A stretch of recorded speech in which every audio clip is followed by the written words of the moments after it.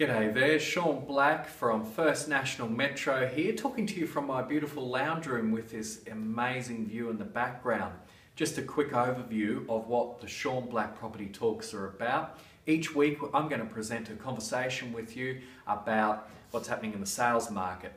Then we're going to have a bit of a conversation in another talk about what's happening in the rental side of things, because I know our investors want to know what tenants are doing more broadly in the market. Today I want to talk about the facts and figures in the rental side of things. So we've got some exciting things happening there, and more broadly market movements that I think our investors need to know about. Right, we've got a low vacancy. That's been because we've given incredible focus on leasing. We've got a new leasing manager, new way of presenting property with videos. You may have seen that if you're one of our tenants or landlords. And it's kept our vacancies at a record low compared to the rest of the market. Whereas before we were similar to the rest of the market at 4-5%, we're now hovering at around the 2% mark for vacancy.